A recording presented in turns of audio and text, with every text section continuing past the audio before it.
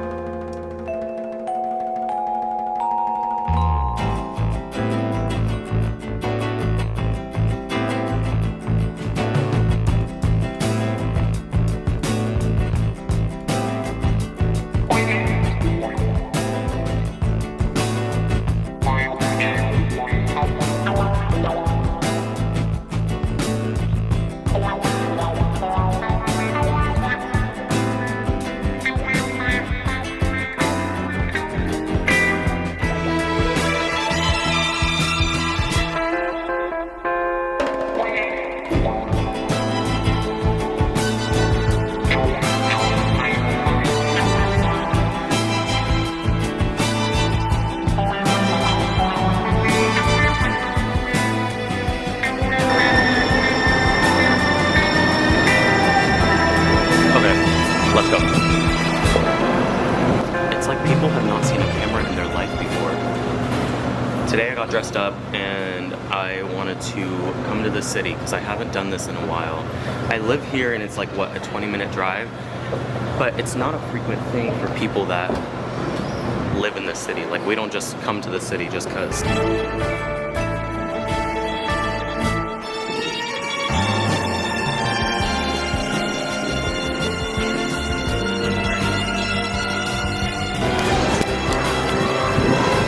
We made it to Pike.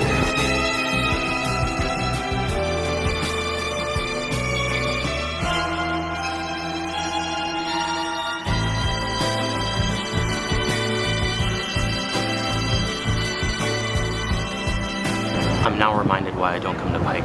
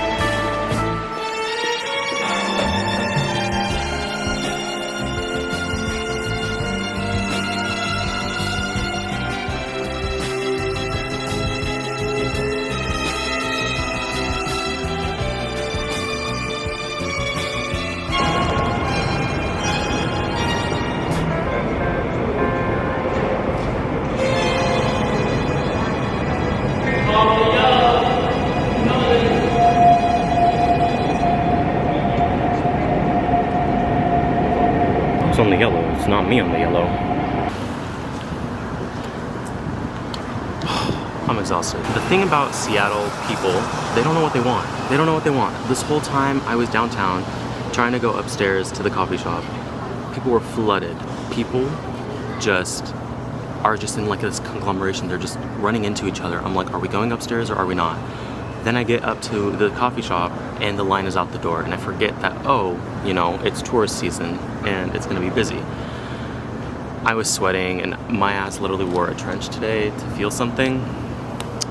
So I decided to just leave. I can get a good coffee here in like the outer part of the city.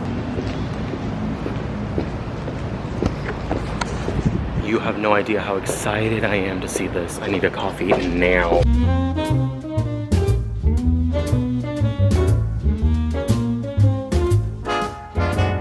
I wish you bluebirds in the spring. It is still not the weather for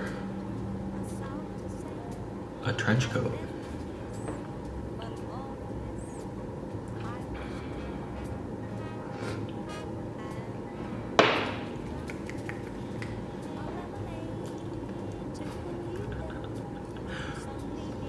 This is a shot.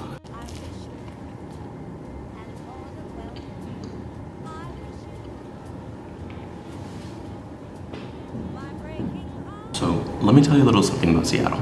It is up and coming. When people tell you that there isn't any like movement or traffic or anything. They're just talking all this shit for no reason. It is poppin' in the city. I don't know what was going on today, but it's a Monday. It's a Monday, and it's just insane. Listen, it's also, people call it dirty, and there's like all this stuff that's just associated with it. I can't believe I'm literally like vouching for Seattle today. But when I was in Paris, it was like the same thing. The only thing that made it pretty were the buildings. So if you were to have pretty buildings, like prettier buildings, I feel like people would have not said anything. Plus it's also on a hill. There was just a lot of walking. So there's really no way to be like pretty in the city. You know, I'm like pretty in the city, and it's just, I was sweating the whole time. I also realized I do this a lot. I'm very expressive. I think next move is, this is the first time I actually didn't park here, like in this vicinity. I parked at the beginning of the train station so I could just take the train back and forth.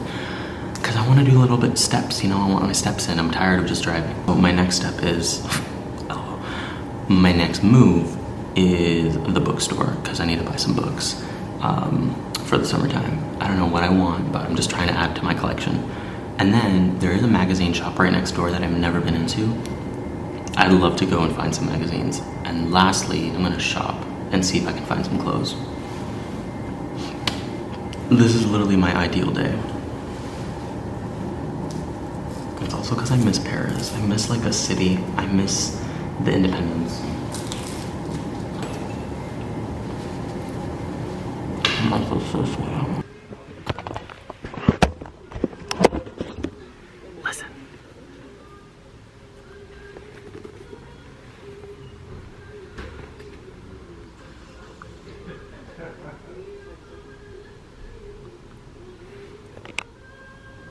Do you hear it? It's literally Fairuz.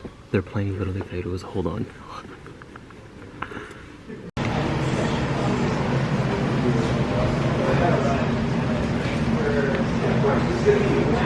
Is that Beyonce?